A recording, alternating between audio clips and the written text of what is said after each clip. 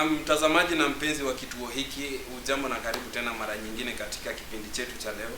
Na leo hii studioni basi nimeweza kutembelewa na mgeni ambaye pia ni mwanasiasa, ili angalau tuweze kujadili kuhusiana ama kujadiliana kuhusiana na mambo ambayo hayamweza kutokea tangu uchaguzi wa mwaka 2022 mpaka kwa wakati huu. Rais tayari amekuwa uongozini kwa miaka mitatu kwa sasa hivi, na kuna yale mambo ambayo hayajaweza kuendelezwa. Kuna mikakati ambazo aliweka hapo awali ya kwamba ataweza kutimiza, lakini baadhi ya Wakenya wanalia kwamba hazijaweza kufikiwa. Maoni yako ni yepi kulingana na yale yote ambayo yameweza kutendeka? Kabla unipe maoni, basi ningependa kwanza uambie watazamaji wewe ni nani, wewe ni mwakilishi wodi wa wapi? Asante sana mwenzangu kaka JBs. Kwa majina yangu ni John Albert Juengari. Mimi ni mwanasiasa kama vile ambavyo JBs ametangulia kusema, na hilo pia mimi nataka kuwania kiti cha eneo bunge la Mbeere Kaskazini mwaka wa 2027. Hiyo ni uchaguzi ambao ujao tu. Baada ya miaka mbili tutakuwa uchaguzi, tutakuwa debeni mwaka 2027. Umeniuliza ya kwamba kabla tuelekee kule, basi umesema unataka kuwania kiti cha mheshimiwa ama mbunge wa Mbeere Kaskazini. Ni kipi kilikuhamasisha basi kuwania kiti hiki? Jambo la kwanza niseme ya kwamba viongozi ambao tunachagua viongozi ambao wakiingia kwa siasa, wakati wanaitisha kiti ama wakati wanasaka kula kutoka kwa raia, wanakuwa watu wema sana. Ila wakati wamefika katika mbunge, tumeweza kuwapa kura, wameweza kupita uchaguzi, wakiingia bungeni wanabadilika kabisa. Unapata hawafiki kwa raia, hawafiki kule mashinani. Kama ni barabara hazitengenezwi, kama ni pesa ya basri haipatikani, kama ni funding za shule hazipo. Ila ukisikia utapata ya kwamba the government has released money to the constituencies whereas you don't have development. So you wonder, why are we having these leaders in the chambers of the National Assembly, in the chambers of the Senate, whereas they cannot work for the citizen? So hilo ndio linifanya mimi maana mimi najua ya kwamba if you are a leader, you should prioritize the interests of the people. If it is development, prioritize it. If it is education, fanya muru kuhakikisha kwamba kama ni pesa ya basri inapatikana on time, maana hiki kizazi kinataka elimu. Sio iko sawa sawa Kabisa. Haya, tunataka barabara zitengenezwe. Kama pale Mbeere Kaskazini sisi huwa tunalima mmea wa mogoka. Mmea huu huwa unatayarishwa usiku, mnalala tu mkichuna mogoka, asubuhi mnafika sokoni. Ukifika sokoni, kwa mfano useme mvua imenyesha, asubuhi ukipita kwa barabara unapata ya kwamba daraja ilisogwa na maji usiku, utafanyaje? Sasa unapata hilo pia limelemaza shughuli za kibiashara pale. Lakini kukiwa na mbunge ambaye anaamini ya kwamba atafanyia raia kazi, hilo litakuwa jema sana. Sasa kwa jinsi ambavyo umezungumza, ni kana kwamba mbunge ambaye yuko uongozini kwa sasa hivi hajaweza kuwatendea wananchi yale ambayo aliwaahidi hapo awali katika uchaguzi uliopita. Niseme ya kwamba JBs, kwa sasa eneo bunge la Mbeere Kaskazini halina mbunge. Ila tuko katika chaguzi ndogo tarehe 27 mwezi Novemba. Tutakuwa tunafanya by elections pale. Ila mimi sitaki kiti cha by election. Nataka kiti cha general election in 2027, because so that I can have a ample time to prepare myself for the campaigns. So niseme ya kwamba yule kiongozi ambaye alikuwa pale alikuwa amejaribu, lakini hakuwa amefika kilele cha yale ambayo alikuwa ametuelezea, ametuahidi kwa manifesto yake. Lakini ila tu kwa bahati nzuri alipata kiti na akateuliwa na rais wa labda nikukatishe tu kidogo tu. Umesema kwamba unataka kuwania kiti hiki na chama chako basi kina watu wengi ambao wanataka kuwania kiti hiki. Huenda ukakosa nafasi ya kupata tiketi ya kusimamia kiti hicho. Basi ukikosa kupata tiketi utafanya vipi? Niseme ya kwamba katika siasa kila chama katika eneo bunge kuna kitu inaitwa, wakati mmesimama mkiwa wengi kuna chama kimoja, kuna kitu inaitwa nominations. Nomination ni pale ambapo raia wanajitokeza, ni kama tu kura, kupiga kura, wanapiga kura kuhusu nani ninataka. Yule atapita nominations anapewa tikiti ya chama hicho katika eneo hilo ama katika kaunti hiyo ama katika hata kiti cha urais.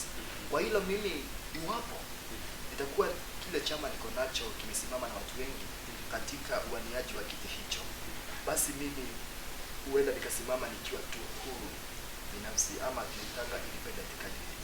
Maanake najua ya kwamba sio chama ambacho raia watakuwa wanachagua kiongozi ambaye wanaona ya kwamba ako na malengo ya kufanyia raia kazi. Kwa mpigo tena zaidi, na sasa hivi kaka, tumeweza kuona kwamba rais tayari amekuwa uongozini kwa miaka mitatu kwa sasa hivi, na kuna yale malalamishi ambayo yametolewa kwamba kuna mikakati ambazo ziliwekwa hapo awali akifanya sera ili kupata kura za uongozi huu, lakini kuna malalamishi ambayo yaliwekwa hapo awali kwamba hajaweza kutimiza mikakati hizo. Maoni yepi unayo kulingana na jinsi ambavyo wananchi wanasema mambo mengi kuhusu rais? Asante sana kaka. Niseme jambo la kwanza, serikali iliyoko uongozini sasa ikiongozwa na Daktari William Ruto iko na changamoto moja.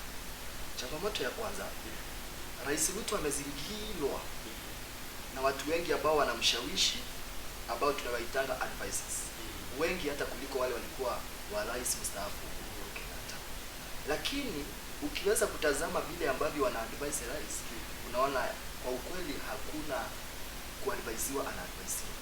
Maanake jambo la kwanza, serikali hii it is very fast at implementing policies before they mature. Maanake jambo la kwanza, wakati Rais Ruto aliingia uongozini, alipata kitu kwa inaitwa NHIF, National Health Insurance Fund. Akabadilisha akaleta Social Health Authority, SHA. Sasa ambayo pia walisema SHA ifanye, na wakasema SHA ifanye. Pia wambunge pia wenye wako katika chama cha UDA, wengine niliona wakati mwingine walikuwa wanaojiwa, nasema mimi pia sijui SHA ni nini. Maanake pia hao wabunge hawatumii SHA katika matibabu yao. Lakini nakumbuka hapo awali niseme ni kitu kama wiki mbili zimepita tangu rais aweze kusema kwamba SHA basi inafanya kazi vizuri. Wachana na wananchi kwanza, wale na mashabiki wa mpira watasema kwamba SHA yenye inafanya hii Kenya ni SHA ya Shabana. Lakini hapo awali rais alisema kuna kudokeza kwamba SHA inafanya. Niulizeaje? Wakati kwa mfano, wakati umepika chakula kizuri, nani ambaye anafaa kusema chakula hicho ni kizuri? Yule ambaye umempikia. Yule ambaye umempikia. Lakini hata wewe pia utasema baada ya kuonja, useme hiki ni kitamu. Allah hasha, mtu hajisifu, usifiwa na wanaomuona. Niseme nini? Sema. SHA haikuwa imetengenezwa ya viongozi. And I want to say this without any proof of that, any fear of doubt or contradiction, that majority of the members of parliament are the members, that is the parliamentarians we have in Kenya, they don't use SHA. Ukumbuka kwa mshahara yao wako na hiyo kitu ya health na sio SHA. So these members una kile cha kudhibitisha kwamba wengi wao watumisha. Maanake jambo la kwanza la kudhibitisha hilo, wakati waliojiwa mara ya kwanza pale katika bunge, wakati walikuwa wamemaliza the sitting of the National Assembly, some of them, even those members of parliament who were elected through the UDA ticket, they said we don't know what is SHA unless we see it. Whereas they are the ones who voted for SHA policy to be signed by the president and become now fully implemented. Unaona? Jambo la pili, we cannot right now in the National Assembly you have how many members? 350. In the Senate you have allowed, let's say 70. Is it? In Kenya, what is the population? Really? 50 million.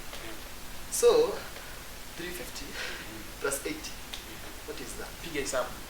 350 plus 80, that is for what? For 20. For 30. So for 30. Nitakubaliana na wewe kwa sababu hesabu kuna vile nilileka kisogo kidogo. For 30 out of 50 million. Watu for 30 hata wakisema SHA inafanya 50 million ama tuseme 40 million waseme SHA ifanye. Utakubaliana na nani? Mwenye nguvu mpisha. Mwenye nguvu unampisha. Mwenye nguvu si raia. So niseme hivi. Serikali kuna jambo moja ambalo inakosea. It is very quick at implementing policies. It is very quick at implementing initiatives. So, I think for you to change from one initiative to another, it means that you analyze the problems that this initiative had, and then you make sure that the new initiative is going to provide solutions. But what are we saying? instead of the new initiative providing solution, it has become the problem digger. It has become very difficult, such that even the normal mwananchi cannot understand what they shout. Lakini sasa kwa wakati huu naona ni kama muda unatupa kisogo. Sidhani kama tutaweza kuendelea zaidi ya hapa, ila kabla tutamatishe, ningependa utupe suluhu kwa yale ambayo yanaweza kutokea.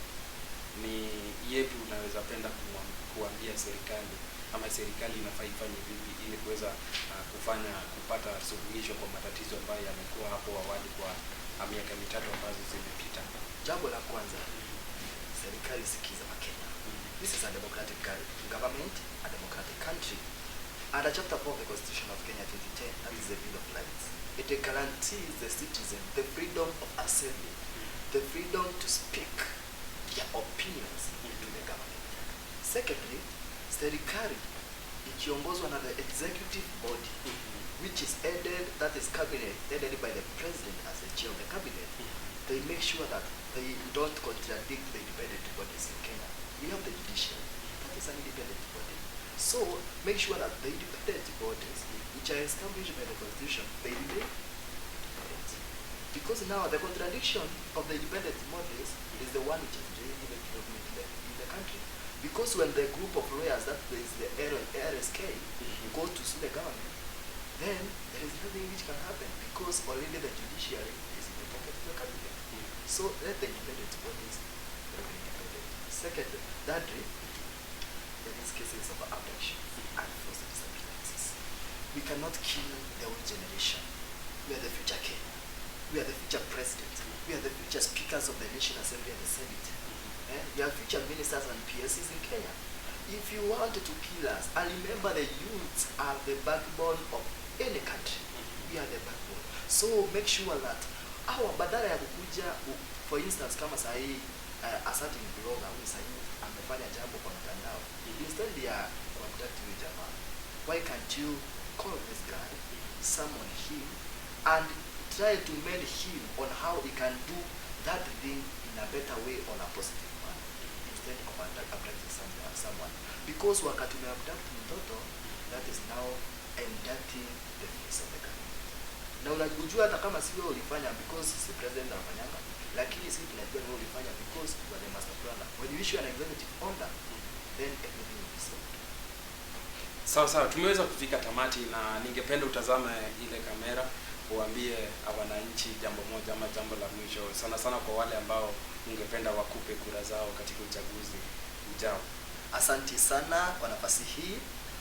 Mimi ni John Joengari. Mimi nimetoka katika kaunti ya Embu, iliyoko katika eneo la Mlima pale Bereno. Usiguze mlima. Usiguze, usidhubutu. Niseme ya kwamba nimetangulia kusema pia nitakuwa nawania kiti cha msimamizi wa mbunge wa eneo bunge la Mbeere Kaskazini. So ningetaka kuambia watu wangu, mimi siwanii by elections, nawania kiti cha general election in 2027 August.